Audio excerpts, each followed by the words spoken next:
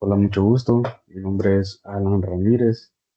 Soy estudiante de la carrera de Ingeniería Civil de la Universidad Nacional Autónoma de Honduras en el Valle de Sula. Actualmente estoy cursando la clase de dinámica y en esta ocasión voy a hablarle un poco sobre lo que es el tema de espectros de respuesta sísmica y espectros de diseño. Los espectros de respuesta sísmica son curvas que se obtienen de los registros acelerográficos y estas muestran el valor de la pseudoaceleración en función del periodo y le permiten al ingeniero calcular la fuerza sísmica. La fuerza de los espectros de diseño están íntimamente ligadas a las zonas sísmicas y el tipo de suelo donde se ubican las construcciones. Aquí tenemos una figura al lado derecho de lo que son eh, los espectros de respuesta con amortiguamiento del 0%, que viene siendo la gráfica color rojo. También tenemos una gráfica color azul que representa el espectro de respuesta con amortiguamiento del 5%. Las fuerzas a las que se ve sometido un edificio relacionan el peso de este con la aceleración que se produce en el terremoto. La forma en que un edificio se comporta depende de la magnitud del sismo, duración de la sacudida, factores dinámicos propios de la estructura, efectos de amplificación del suelo sobre el cual se asienta la construcción, contenido frecuencial de la señal. Antes de poder seguir hablando sobre lo que son los espectros de respuesta sísmica, vamos a ver un poco eh,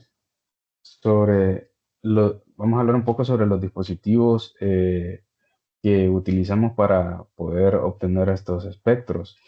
Dentro de estos están los acelerómetros, que son dispositivos diseñados para medir el efecto de las ondas sísmicas típicas de terremotos locales e intensos. Estas tienen alta frecuencia y gran amplitud.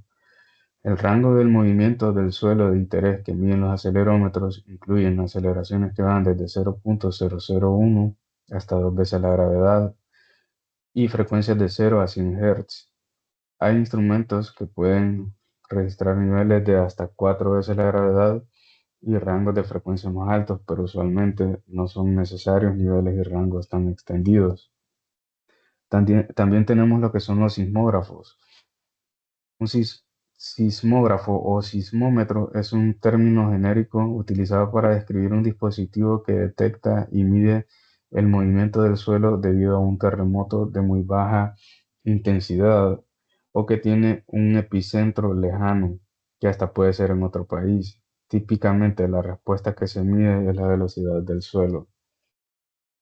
También vamos a hablar un poco de de la red sísmica y el historial sísmico que hay en nuestro país, Honduras. Aquí tenemos unas imágenes ilustrativas y nos indica que cada semana se producen decenas de miles de terremotos, de los cuales solo una pequeña parte es sentida por la población. ¿Cómo se mide un terremoto? Microsísmico y macrosísmico. ¿Dónde ocurrió? Basándonos Es microsísmico, basándonos en la diferencia en los tiempos de llegada de las ondas P y S registradas por múltiples sismógrafos. Podemos calcular el epicentro del terremoto. También lo podemos categorizar por qué tan fuerte fue, que va a ser microsísmico si la mayor oscilación registrada por el sismograma nos dice cuál fue la energía del terremoto llamada magnitud. Se clasifica como macrosísmico si a partir de la distribución del mayor daño podemos estimar la posición del epicentro, esto es categorizándolo por donde ocurrió. Y si lo categorizamos, qué tan fuerte fue, sería macrosísmico si la intensidad máxima o epicentral es también una representación de la fuerza de un terremoto. Y tenemos lo que es un resumen que nos indica por magnitud. ¿Cómo se clasifica un terremoto? Por magnitud y por intensidad. Eh, Estas son dos imágenes ilustrativas que nos hacen un resumen de lo que leímos anteriormente. También tenemos un mapa ilustrativo de lo que son las placas tectónicas, eh, donde se pueden observar las divisiones entre estas. Eh, También podemos observar en esta diapositiva un breve contexto sismotectónico, donde podemos ver las fallas eh, sismogénicas y las fallas activas. También tenemos lo que son las fallas existentes en color negro. Y este es un mapa regional de fallas del proyecto Riesca. Fases P y S asociadas a la corteza. Un terremoto se produce cuando un volumen de roca sometido a mecanismos de deformación de origen tectónico se rompe a lo largo de una superficie débil, que se denota como falla, dando lugar a un desplazamiento relativo entre los dos bloques de roca separados por el plano de falla. Tenemos aquí varios modelos. Modelo conceptual de falla normal, primer plano nodal, modelo conceptual de falla dextral, primer plano nodal, y el modelo conceptual de falla inversa, primer plano nodal. Aquí nos indica un poco de lo que consta en las fases de terremotos.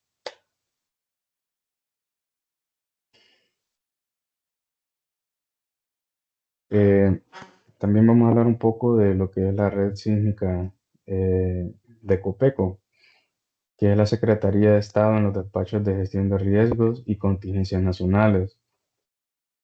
Copeco posee una red sísmica de 17 estaciones de periodo corto, constituida por 17 sensores Lennarts 3D Lite y 17 sensores SARA SL06. Y podemos ver algunos de estos dispositivos de los cuales cuenta Copeco. También contamos en el país con una estación eh, que fue instalada en Tegucigalpa y es mantenida por el Servicio Geológico de los Estados Unidos, USGS. Posee un sensor de banda ancha y un acelerómetro. Y también en Honduras contamos con la red sísmica de la Universidad Nacional Autónoma de Honduras. La red sísmica experimental de la UNA consta de 25 estaciones de periodo corto, constituida por sensores Raspberry Pi, dos estaciones 1D, 11 estaciones 3D y dos estaciones 4D. El objetivo de esta red sismométrica experimental es identificar, caracterizar las zonas que presentan actividad sísmica, etcétera, particularmente dentro del territorio de Honduras que ocurre y aquella que ocurre costa afuera. Aquí tenemos imágenes de la estación instalada en Aguaquire, Dulce Nombre de Pulmí, y la estación instalada en San Lorenzo Valle. La Red Sísmica Hondureña, RSH, se compone de estaciones sismográficas pertenecientes a la Universidad Nacional Autónoma de Honduras y Copeco. La red de estaciones activas usadas para monitoreo consiste en 33 de periodo corto y una de banda ancha. A su vez, la red sísmica hondureña es complementada por 25 estaciones pertenecientes a los países vecinos, Guatemala, El Salvador y Nicaragua. En caso de detección de eventos frente a las costas norte de Honduras, se suelen incluir algunas estaciones de México, Cuba, Islas Caimán y Jamaica para reducir la gap azimutal. Eh, Aquí tenemos una imagen de lo que es el procesamiento automático de estos dispositivos, donde en esta imagen del lado izquierdo tenemos la actividad sísmica que fue, eh, que fue obtenida de estos dispositivos. Eh, También tenemos procesamiento manual, que ya consiste en otro tipo de postproceso donde se relocalizan estos epicentros. Vamos a ver un ejemplo de lo que son los datos de entrada para estudios posteriores y algunos resultados preliminares. Aquí tenemos una imagen que nos muestra la secuencia sísmica del centro norte de Comayagua, octubre-diciembre de 2023. La actividad sísmica fue registrada por RSH y a su vez por las redes de los países vecinos, Salvador, Guatemala, Nicaragua.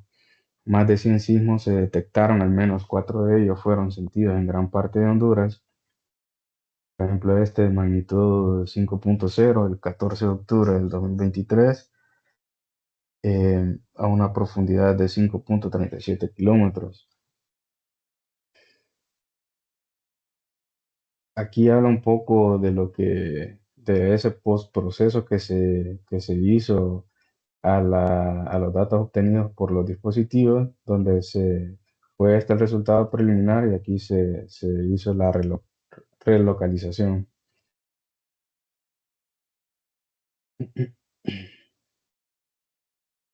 También vamos a hablar un poco de lo que son los espectros de respuesta sísmica teóricos.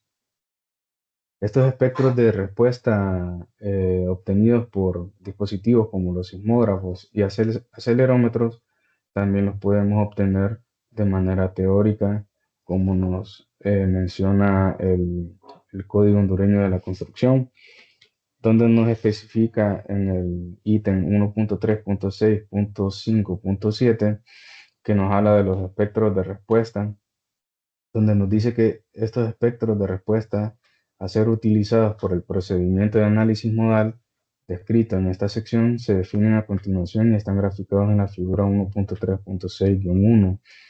La forma de los espectros de respuesta depende del tipo de perfil de suelo, por lo que se deberá utilizar el correspondiente al tipo de suelo donde se construirá la estructura.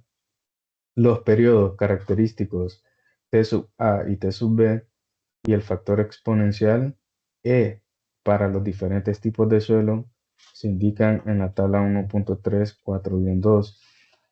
La ordenada o aceleración espectral A está dada en función de los parámetros T sub A, T sub B y E y el coeficiente S del suelo.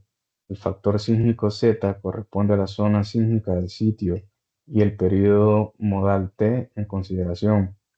Vamos a tener para T menor que T sub A y utilizar esta fórmula. Para T mayor o igual que T sub A menor o igual que T sub B, vamos a utilizar la fórmula A igual a 2.75 veces Z por la gravedad. Y para periodo mayor que T sub B, vamos a utilizar A igual a Z por G por S a la E entre T, donde los valores de los periodos están dados en segundos y la aceleración espectral A y la aceleración gravitacional G en metros por segundo al cuadrado. Para el perfil del suelo tipo S4 se deberá establecer un espectro de respuesta específico del sitio de acuerdo con 1.3.6.2. Aquí tenemos algunos resultados de los sismógrafos, pero ahorita lo que vamos a ver es un ejemplo de un ejercicio realizado en la clase, donde se tiene esta estructura que corresponde a tres columnas y una viga horizontal.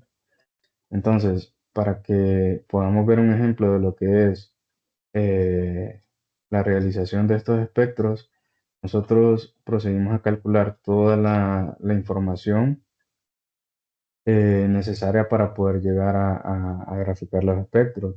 Primero calculamos el peso y dimensiones de la viga, peso de columna, eh, calculamos el peso y masa del sistema, de ahí la velocidad sísmica y la aceleración sísmica, calculamos el C máximo y Luego calculamos las propiedades mecánicas, como ser el K equivalente del sistema. Calculamos las variables del movimiento armónico simple, las variables del movimiento armónico simple amortiguado,